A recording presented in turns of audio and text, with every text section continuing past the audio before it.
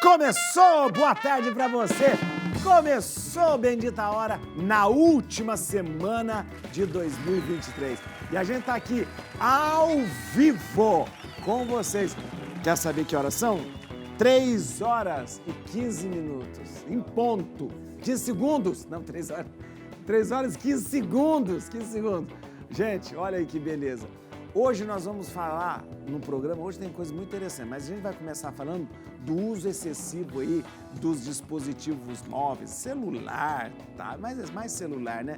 Que hoje em dia virou uma doença na sociedade. Mas a gente vai falar aqui com um dos maiores cirurgiões de mão, olha que a gente também vai falar algumas coisas também final de ano, viu, doutor? Vamos falar esse negócio de fogos de artifício, tudo que tem negócio que possa machucar a mão aí também, tá bom? E depois a nossa conversa é sobre voluntariado. Muito bonito, mas pouco falado, tá bom? Vamos lá? Prepare o seu café, fica atento aqui, começou Bendita Hora.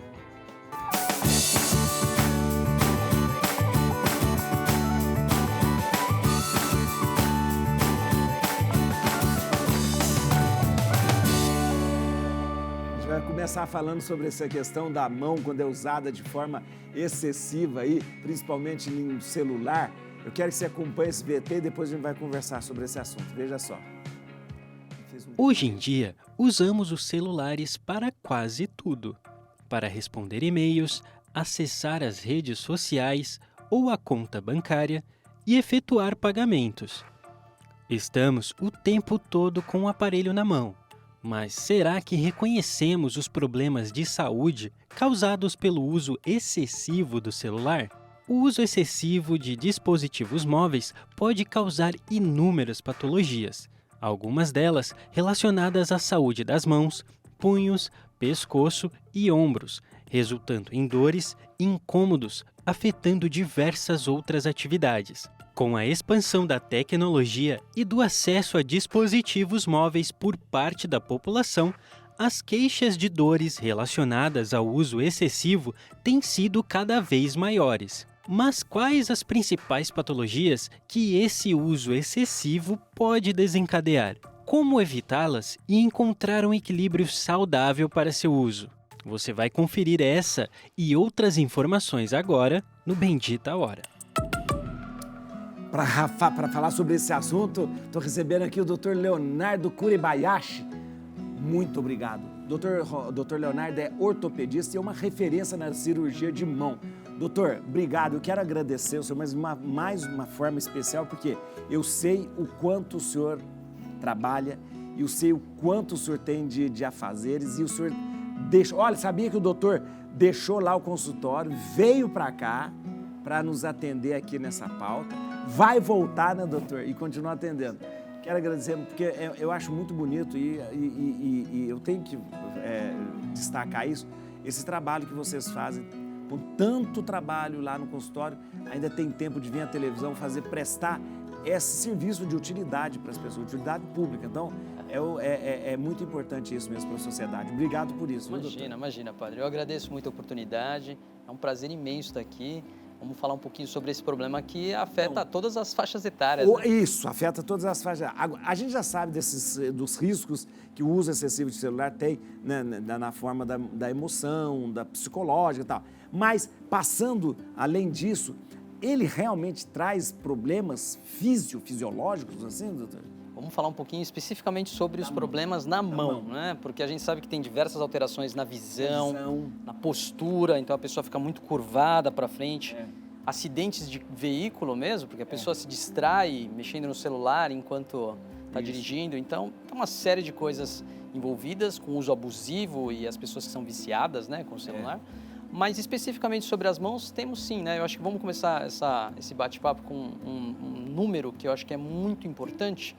O uso do celular de mais de 1 hora seguida ou mais de 4 horas ao longo de um dia, isso já é considerado pela literatura médica como uso abusivo. 1 hora seguida. E a gente vê que muita gente fica, às vezes, a mais do que isso. Exato. E 4 horas ao longo do dia. Exato. Gente, o pessoal fica muito mais do que isso. Muito mais. Tem uma pesquisa que foi publicada esse ano, 2023, e mostrou que o Brasil é o 2º país no mundo que as pessoas passam mais tempo em frente a uma tela. Tá brincando, doutor? Segundo país? É. Isso é horrível, meu Deus do céu. iPad, celular, computador, televisor, alguma coisa. Eles somaram tudo e perceberam que o brasileiro passa uma média de 56% das horas acordadas de um dia em frente a algum dispositivo. Metade da vida a pessoa passa na frente disso. Ou seja, metade da vida você não vive, você fica na frente disso. E aí começam os problemas, né? Porque o principal dedo que a gente usa é o polegar. Polegar. Então, a literatura médica diz o seguinte: 40% da função da sua mão é o polegar. 40%? É. Ah, por isso que os médicos de mexe com mão falam assim, se você perdeu o polegar, você perdeu a mão. Metade da função praticamente da mão acaba. É muito difícil você ter uma destreza cirúrgica se você não tem o polegar. Por causa dessa coisa da pinça? É a pinça. E por esse motivo mesmo, quando a gente vai usar um celular, por exemplo, a tendência é usar predominantemente o polegar. Os novos, porque os velhos vai tudo... Quando a pessoa é mais velha, ela tá usando desse jeito, né? Agora os velhos é tudo aqui, o Carlinhos, o pessoal é tudo... É verdade, tudo aqui, ó. Menos mal esse aqui, né? Menos mal.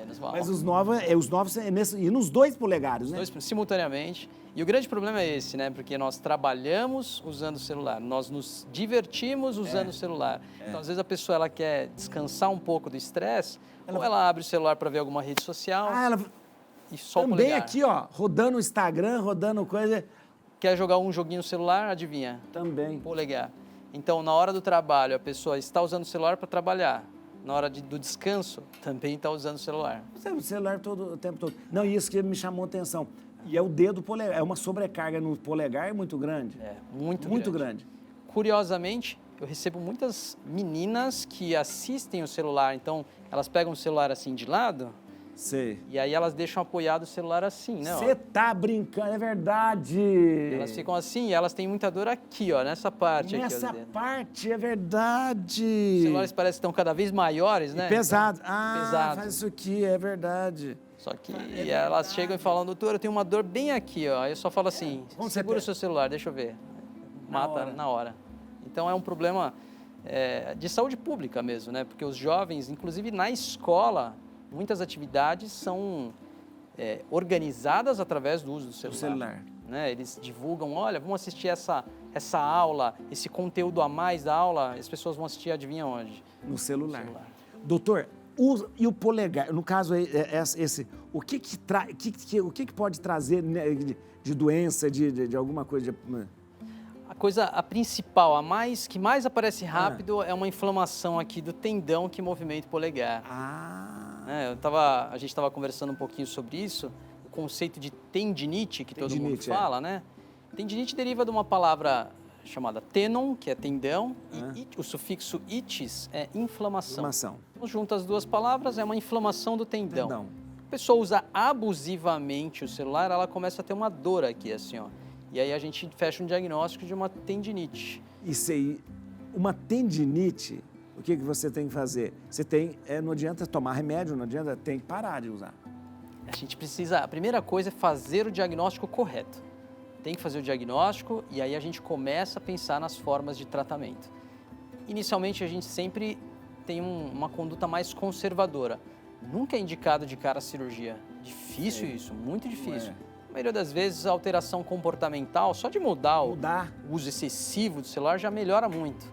E aí a gente entra com outras estratégias, né? Fisioterapia, terapia ocupacional, acupuntura, medicações por via oral quando é necessário. Tudo isso ajuda muito o paciente a não precisar avançar no tratamento. Porque isso, dependendo do paciente, pode chegar até precisar de uma cirurgia.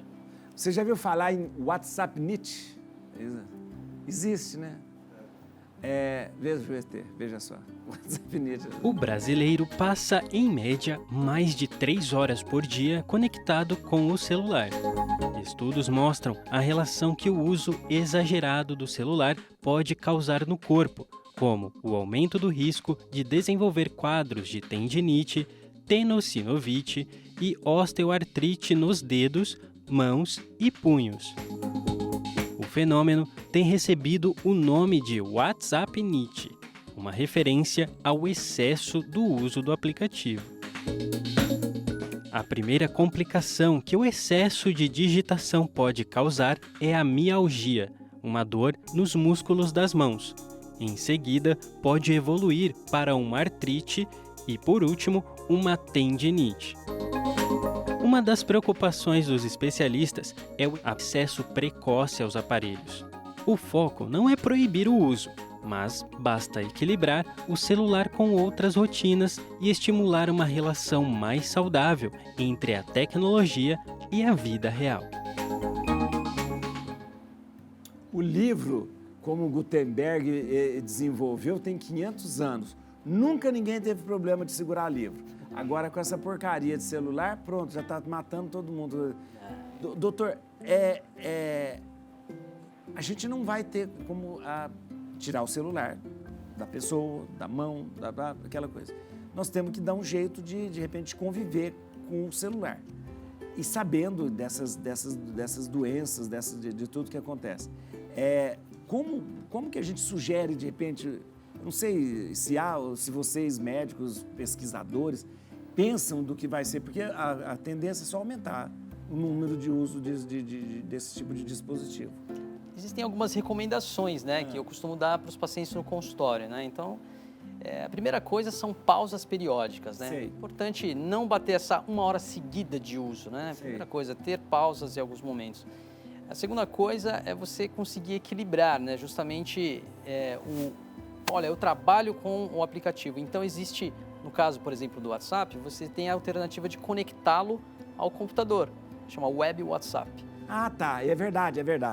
E ali você vai conversar com as pessoas teclando. Você tem razão. Então você vai poupar um pouco o uso exclusivo do polegar. Óbvio que você também vai usar o polegar. Sim. Mas não é só ele, né? Exato. Então você consegue distribuir. É uma boa ideia isso mesmo. É uma estratégia para reduzir.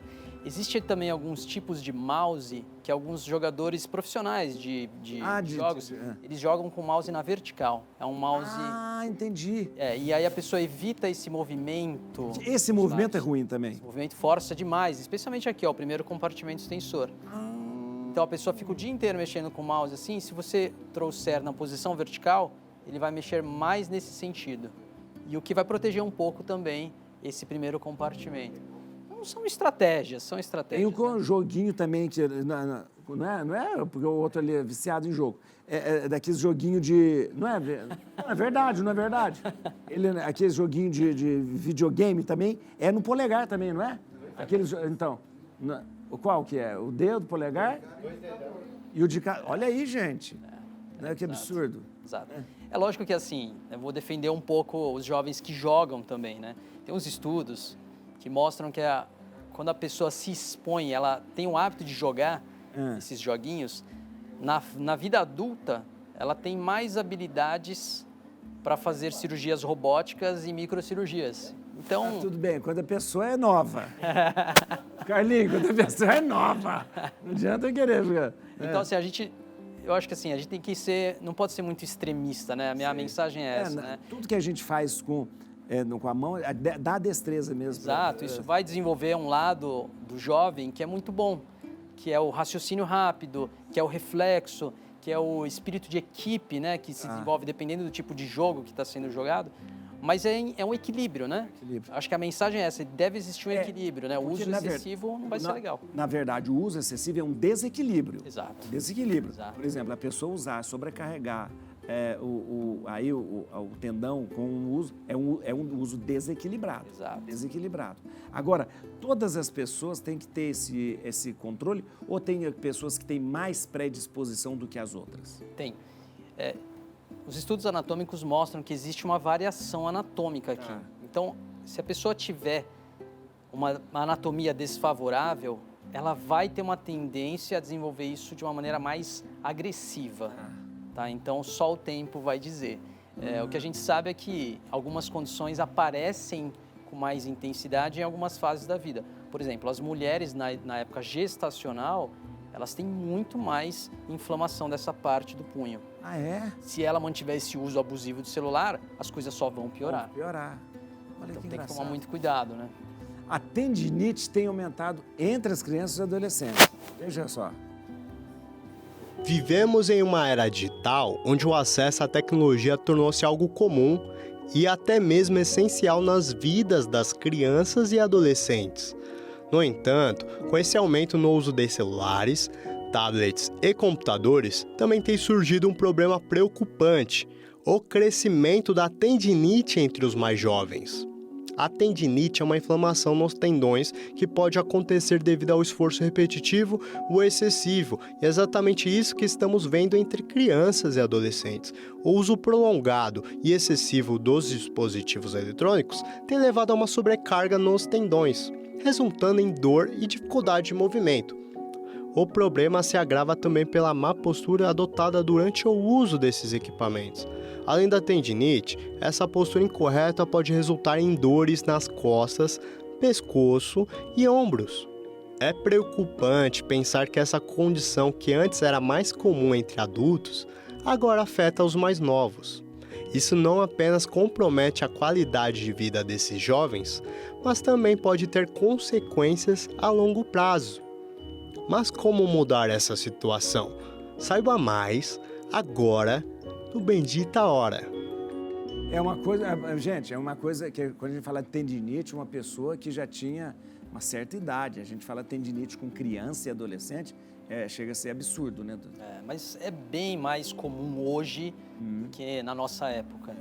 Para você ter uma noção, o mundo dos electronic games, o pessoal que fica na internet jogando, movimenta bilhões e bilhões de dólares anualmente. Então tem muita gente que adotou isso como profissão. Profissão, né? E muitos dos jovens se espelham nesses gamers profissionais e passam horas e horas na frente do computador ou na frente do celular. Então por isso que a gente vê uma incidência de problemas em jovens muito maior comparado com antigamente. Doutor, é normal sentir algum tipo de dor ou desconforto nessa região das mãos? Assim, ou toda vez que vier uma dor, a gente tem que pesquisar, tem que... Padre Juarez, eu gosto de falar o seguinte: a dor, nunca... ela é igual um alarme de incêndio. Tá. Ela avisa que tem algo errado.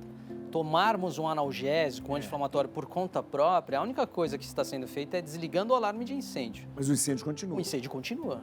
Então, o primeiro alarme que o seu corpo está sinalizando de que tem algo errado é a dor.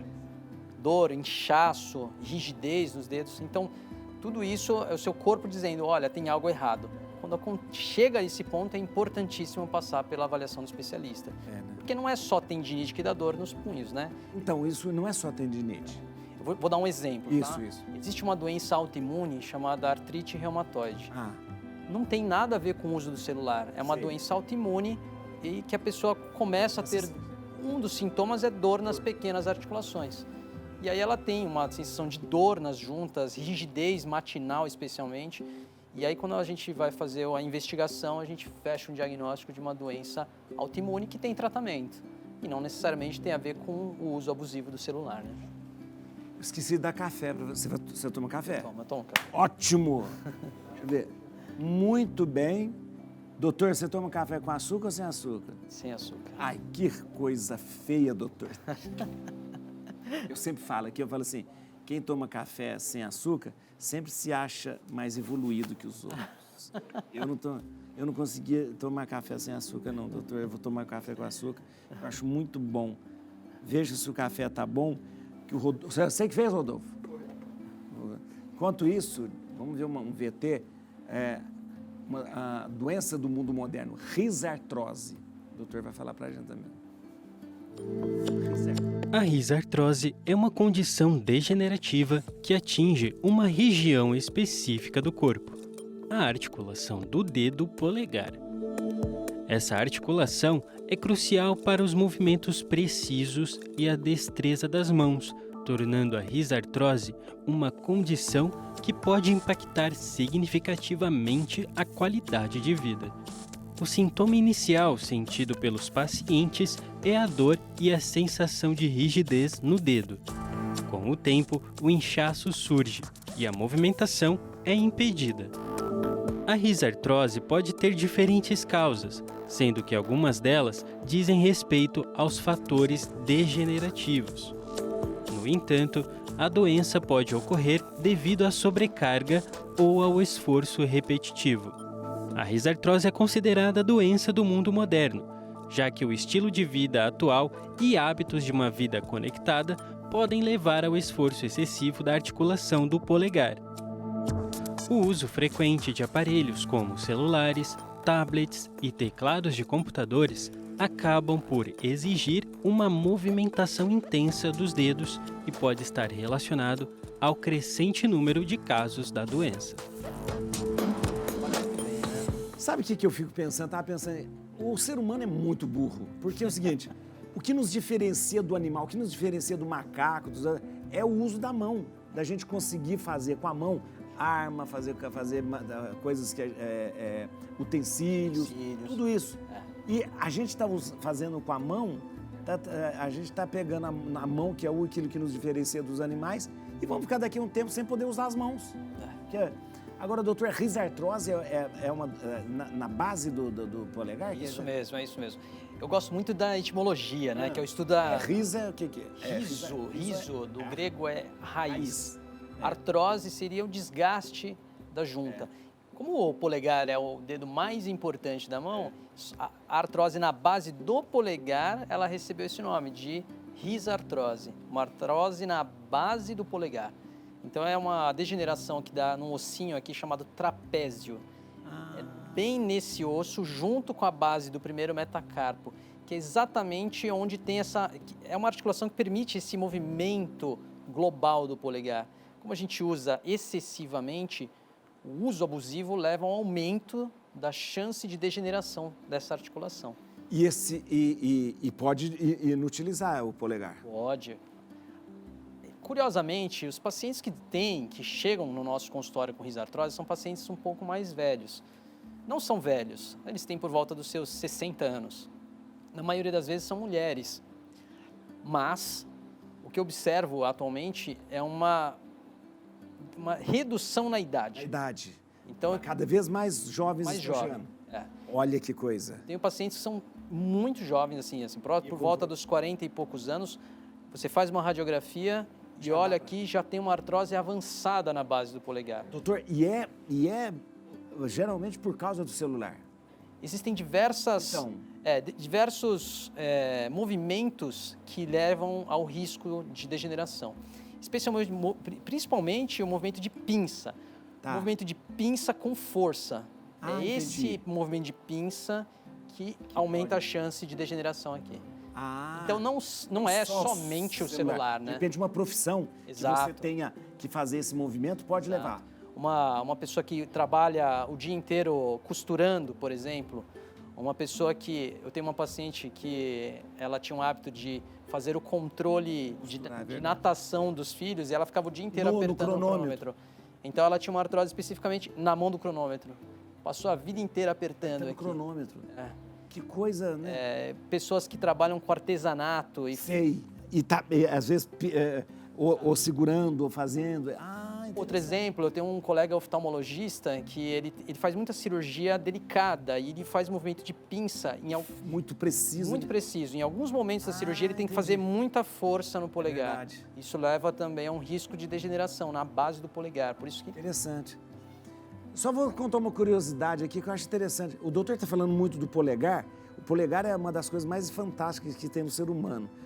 Eu não sei se todo mundo sabe, mas nos anos 70, foi lançado um disco de ouro, né, no espaço, para caso uma vida extraterrestre pudesse encontrar. E no disco de ouro tinha gravado lá a Nona Sinfonia de Beethoven, tinha tudo que faz parte do nosso conhecimento. E foi mandado uma imagem do ser humano com a mão assim, ó. Interessante. Com a mão assim. E aí os cientistas explicaram. Ele não estava falando paz, não é paz que ele estava falando. Estava mostrando que o ser humano, ele tem esse movimento de pinça que o diferencia dos outros animais e talvez até de um extraterrestre também, né? Mas mostrava que ele tinha esse movimento. Porque esse movimento aqui é fantástico, esse movimento nosso, né? Chama de oponência. Oponência. Que é esse movimento de oposição entre o polegar com os demais dedos. Oponência, é verdade. Um se opõe ao outro. Exato. Um se opõe ao outro. Esse movimento de pinça é crucial, né? Ele permite que nós façamos coisas extremamente precisas. Delicadas, como né? uma microcirurgia, até alguma coisa que envolve mais força, como segurar um martelo com força. Isso vai precisar de polegar também. Do polegar também, do polegar também. Então é importantíssimo, é um dedo que nos difere dos demais primatas. Eu lembro que o meu irmão teve um acidente com uma arma atirando, né, um tempo atrás podia dar tiro, e essa parte toda explodiu aqui. O polegar ficou quase... E ele falou assim, ele sentia muita dor, ele falou para o médico que estava operando, falou assim, tira. O médico falou, se eu tirar, eu acabo com a sua mão, você vai ficar sem mão. É isso. Falou, se eu tirar seu polegar, você perde todo. Eu falei, você não perde um dedo, você perde todos os 5 dedos, ele falou. Exatamente. Tanto é que ele fez, reconstituiu e tal. Aproveitando o gancho desse acidente do seu irmão... Isso é verdade, isso é muito importante. Isso é legal, né? Nessa chegada do Réveillon. Isso, gente. Acho que vale a pena, né? Eu acho importante falar isso, doutor. O senhor, ó, gente, a gente vai começar agora, Réveillon, todo mundo com aqueles foguetes, aquelas fogos, rojão e o diabo A4. Cuidado, não é verdade, doutor? Muito não cuidado. Ainda hoje não acontece isso? É bem frequente, tá? A gente no Brasil tem um número bem expressivo de internações por conta de acidentes com fogos de artifício, principalmente nessa época do ano, né? Como todos querem, nesse momento de alegria, comemorar, eles vão soltar os fogos de artifício e há um conjunto de coisas que dão errado. A pessoa está alcoolizada, está num ambiente cheio de pessoas, de amigos, familiares, crianças, animais. Isso. Quer mostrar que é o bambambam lá também, aquela coisa? Não sabe manusear. Às vezes está mal conservado, alguém derrubou alguma coisa, está molhado porque está aquela bagunça de final de ano. Ele, obviamente, não leu as recomendações do fabricante, porque... Ninguém lê. No Brasil, ninguém lê. E aí ele aciona o fogo de artifício, especialmente o rojão, que é um dos tipos de fogos de artifício que tem muita potência. E aquilo causa um acidente, muitas vezes um acidente grave que leva a uma amputação mesmo da... Doutor, mas ainda tem isso? Tem. Nós estamos em São Paulo, e São Paulo tem isso ainda. Todo E final no interior de ano. a gente sabe que o pessoal gosta muito mas em São Paulo ainda tem. Todo final de ano. Todo final de ano. Como a gente estava falando, né? O doutor está se até preparando já. Normal, né? Infelizmente acontece com uma certa frequência, né? Todo sobreaviso em alguns hospitais aí de São Paulo. Em algum deles, com certeza, vai chegar algum acidentado. Curiosamente, na maioria das vezes, não é uma explosão tão agressiva. A maioria dos acidentes são por queimadura. Queimaduras. Queimadura. Tá. Tá, e aí afeta principalmente a região do rosto, dos olhos, ombro e membros superiores. Especialmente mãos. Então, as queimaduras disparam na principal lesão que causa aqui na mão.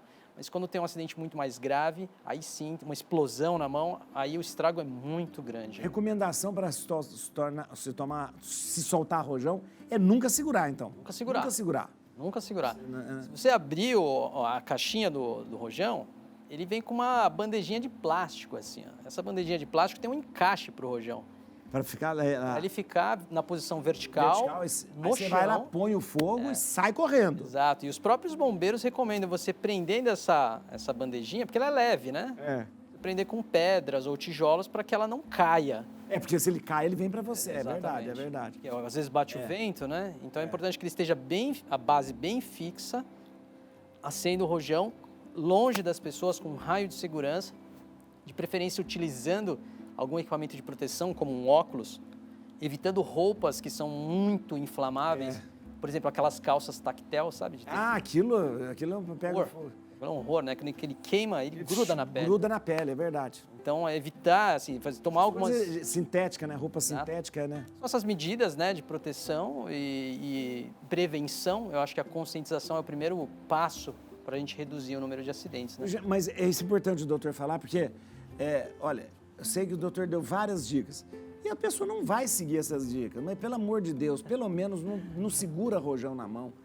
Não segura nada de... pólvora é uma coisa muito séria, né? Muito. E queimadura por pólvora é uma coisa muito séria também. Muito séria.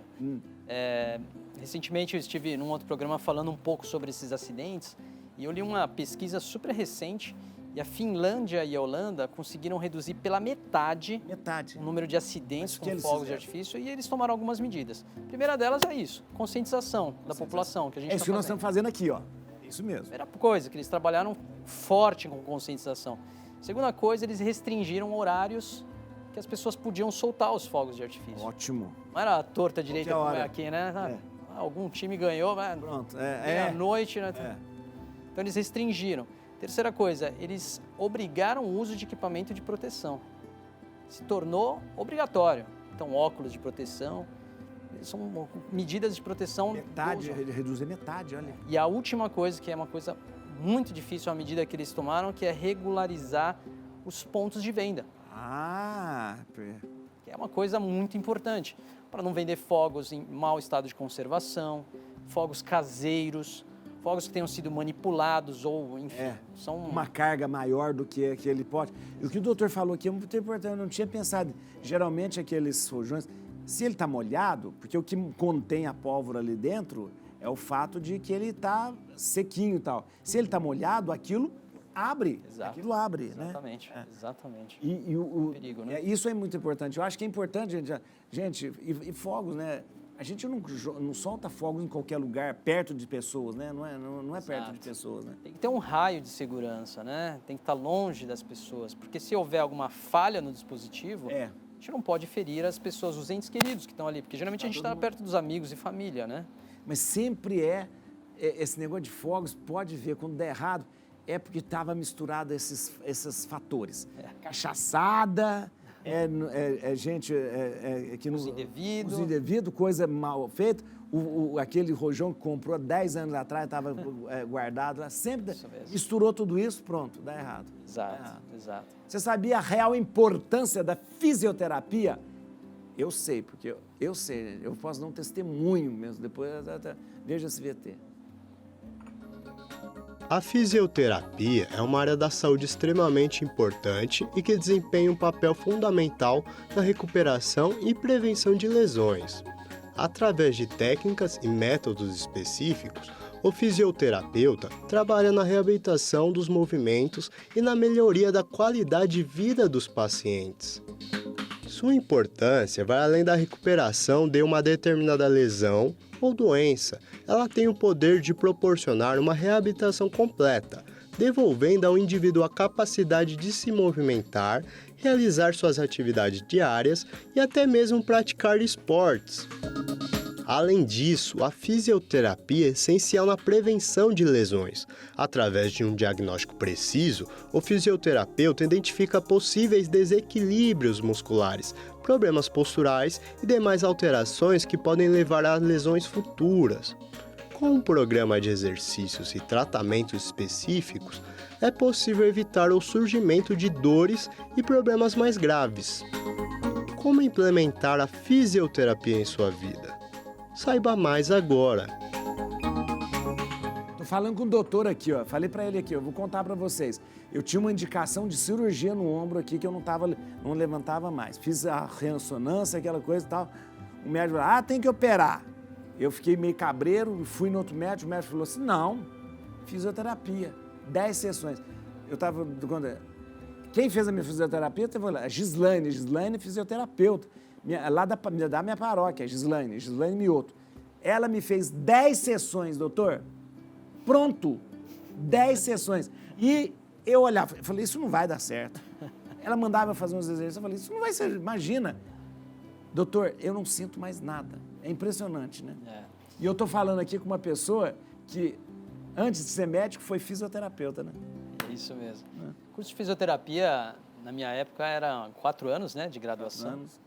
Curso de medicina são 6 anos, aí a especialidade de ortopedia mais 3 anos, 13. cirurgia de mão mais 2 anos, né? 16 anos estudando e fez dele um dos maiores referências aqui na ortopedia ali. E assim, a físio, ela, quando muito bem feita, ela tem essa potência de muitas vezes tirar o paciente de um risco de cirurgia, trazê-lo para a função sem necessariamente ir para a mesa de cirurgia. Nem sempre, obviamente, a fisioterapia vai conseguir salvar o paciente da cirurgia, porque se ele chega num estágio muito avançado da doença, não tem milagre, né? Mas é sempre um coadjuvante para o ortopedista. Com certeza. Eu costumo dizer assim para os meus pacientes, que ele é o pano de fundo. O background de todo o tratamento é uma boa fisioterapia / terapia ocupacional, que são profissionais diferentes, mas que trabalham com reabilitação. Esses profissionais são tão importantes que se você, na maioria dos casos, se você somente fizer a cirurgia e não reabilitar, você não vai ter um bom resultado. Então ele precisa estar lá. O paciente tem que entender que a fisio, ela faz parte da prevenção das doenças, mas também do pós-operatório. Então, ela previne, ela trata e ela também age no pós-operatório. É importantíssimo o paciente entender isso, né? Doutor, a gente está falando das mãos. Quais as estruturas que existem nas mãos que acabam sendo afetadas e que a gente tem que ter mais cuidado, né? A anatomia da mão é muito complexa, né? A gente tem... A parte mais grosseira é a parte óssea. Sei. Aí temos as camadas mais superficiais, que envolvem ligamentos, tendões, nervos e pele. Uma característica peculiar da mão é que a parte mais inervada, mais sensível do corpo são justamente a ponta dos dedos. Ponta dos dedos? É? Tanto que as pessoas que são deficientes visuais, elas conseguem fazer leituras A ponta dos dedos. apenas usando a ponta dos dedos, né? Então, isso mostra o quão inervado e quão isso é representado no cérebro, tal a quantidade de terminações nervosas Nas na mão. pontas, Nas então. pontas, principalmente. Mas é uma parte, os ossos estão muito expostos aqui na mão, não estão? Então. Porque em outras partes do corpo a gente não tem tanto contato com o osso. É. Nas mãos a gente percebe os ossos muito. Exatamente. Daí, né, voltando ao assunto que nos trouxe aqui, Aham. os riscos de lesão por uso abusivo. Se Sei. a pessoa usa em demasia as mãos, ela coloca em risco, especialmente, eu vou dar um exemplo, né? Tem muitos pacientes jovens que jogam joguinho no celular e fazem muita força. Sei. Às vezes é de forma involuntária, eles estão tão concentrados no joguinho que eles estão aqui, Que não ó. precisa fazer a pressão. Precisaria, mas ele está apertando com muita força. Passa alguns dias, a mãe traz o paciente no consultório e fala, doutora, ele está reclamando de muita dor aqui no polegar. Você faz uma radiografia, os exames não mostram nenhuma degeneração, porque a parte óssea ainda está saudável. Ah, Só que as outras partes já estão apresentando alguma alteração, né? Então, é hora de intervir, é hora de cuidar, é hora de prevenir, é hora de tratar com uma boa fisioterapia, reduzir o estresse do uso abusivo, né, de dispositivos. E assim a gente tem um bom resultado. Chega numa idade bem avançada, sem grandes problemas, né? tem uma pergunta aqui, vamos ver, pelo doutor.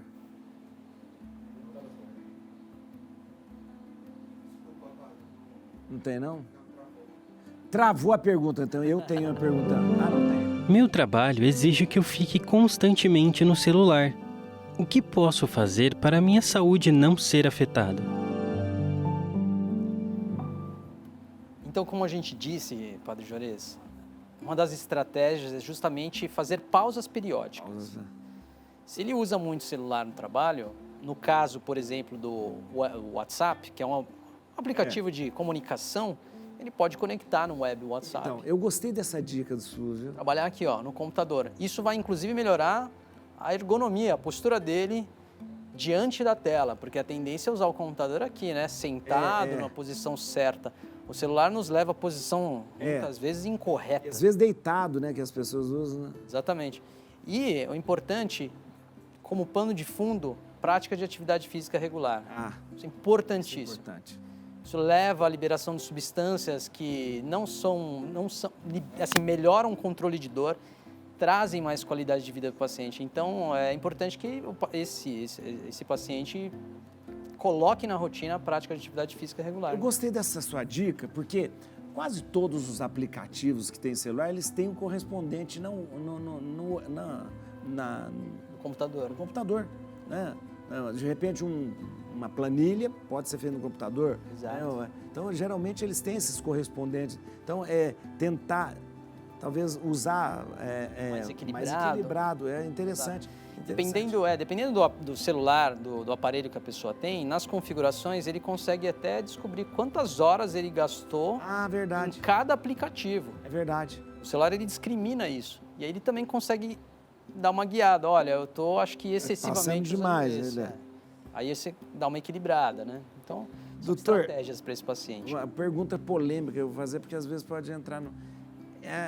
a pessoa começa a sentir dor, começa a sentir...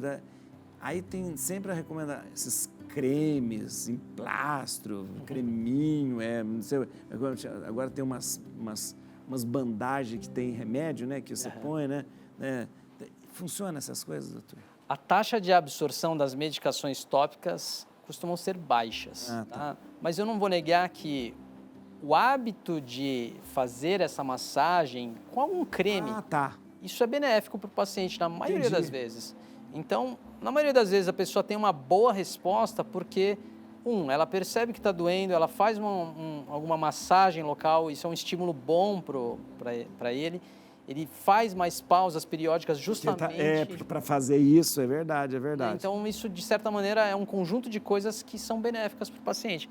Mas, de qualquer maneira, é sempre importante consultar o médico antes de fazer o uso desses medicamentos tópicos, né? Os cremes. Porque existem medicações, cremes que têm medicamento mesmo. Medicamento. Então, não é usar de modo indiscriminado. É importante conversar com o médico antes de começar a usar. E mesmo se não tem alergia, alguma coisa. Exato. Eu lembro que eu tive uma vez, eu botei aquelas coisas, eu botei um negócio aqui, ó, por causa do ano. Nossa, aquilo me queimou a pele inteira. Porque eu acho que eu devia ter, uma alergia a algum componente, né? Algum componente. Ô, doutor, eu sei que de repente é uma pergunta mais dermatológica, mas cuidado com unha, algumas coisas que te refere à mão, pode gerar problema também nessa região? Nossa, com certeza. Essa é uma pergunta muito interessante para as meninas, né? Que costumam principalmente fazer aquelas acrigel, né? Acrigel, é verdade. O grande com risco... as unhas enormes. Não sei como que faz isso, não. Elas se acostumam, elas se adaptam. Né? Mas o grande risco do acrigel é que a pessoa usa quem vai aplicar o acrigel, eles costumam raspar a unha da para dar mais aderência. Para dar mais aderência. E se a pessoa for inexperiente, vamos supor, a telespectadora foi atrás de uma pessoa que, olha, vou cobrar mais baratinho. Geralmente é assim. Aí ela usa uma broca, um material que não foi corretamente higienizado, esterilizado, está reaproveitando o material e ainda ela vai lá e danifica a unha a ponto de atravessar a unha. Na hora que ele colocar aquela cola, porque é uma cola que coloca ali, né? E isso pode causar uma infecção tão grave que o paciente pode até perder o dedo. Olha isso, gente! Olha isso! Então é importantíssimo ter os seus devidos cuidados, né? Mesma coisa, recomendações, procurar uma pessoa capacitada, profissional. Idônea, né? Exato. O ambiente de trabalho, verificar se são instrumentais que estão sendo esterilizados. Não distrair o profissional enquanto ela está aplicando, porque nessa... É verdade. Distrai ou ela pode machucar aqui o canto da unha ou mesmo a própria unha. E isso, na hora que ela aplicar aquela cola, isso leva a um risco de infecção grave na unha do paciente. Que parece um super bonder aquela cola. É um trem... Posso dar mais uma dica relacionada a isso? Bom. O acrigel, em especial, essa cola, ele tem um risco de interferência com bisturi elétrico. Então, se a telespectadora já tem alguma cirurgia programada, não coloque acrigel. Viu, gente? Um bisturi elétrico, porque... Pode dar interferência, tá? Algum tipo de queimadura. Nossa, não sabia. Cílios postiços também. Cílios postiços também, doutor? Também. Tudo porque aquela colinha dos cílios postiços. Exatamente. Olha, a pessoa vai para uma cirurgia, até para uma cirurgia de emergência, né? Exato. Então, pelo menos avise, né? Sempre. Eu pus um cílio, porque agora tem uns cílios postiços que você fica um tempão. Não fica... Não fica um tempão, não é? Porque você põe e tira, né? Mas agora tem uns que você põe e fica muito tempo. Exato. Olha que perigo, tá vendo, gente? Doutor, queria agradecer. Nossa, que bom! O senhor podia vir mais vezes aqui, foi ótimo. Nossa, mãe, muito bom. Foi um prazer imenso. Eu fiquei muito feliz, viu, doutor? Muito obrigado mesmo. Eu queria agora que você continuasse, né, com essa palavra fundamentada, abalizada do doutor. Eu acho muito importante que os médicos falem, porque hoje na internet todo mundo dá dica, todo mundo fala, é um perigo isso, doutor, não é um perigo. Então eu acho importante quando um profissional, né, vem aqui, alguém que realmente tem uma palavra que é fundamentada. Você pode acessar o site do doutor Leonardo, olha, tudo junto, BR, né, drleonardokurebayashi.com.br. Esse é o site, certo? drleonardokurebayashi.com.br. No Instagram, é facinho, @dr.leonardokurebayashi. Pronto, é muito fácil. @dr.leonardokurebayashi. primeira vez que eu vejo o sobrenome Kurebayashi, eu acho interessante. Não é muito comum Não é muito mesmo. comum não, né? Kurebayashi. É muito mais comum Kobayashi. Kobayashi. Kobayashi é verdade, mais incomum mesmo. Doutor, muito obrigado. Um ano novo muito santo e feliz pro senhor, viu? Né? Menos mãos arrebentadas de foguete aí, não? É verdade. Obrigado, Obrigado, mesmo. tá? Obrigado, viu? Um prazer. A gente vai pro intervalo, mas a gente volta rapidinho, viu, gente?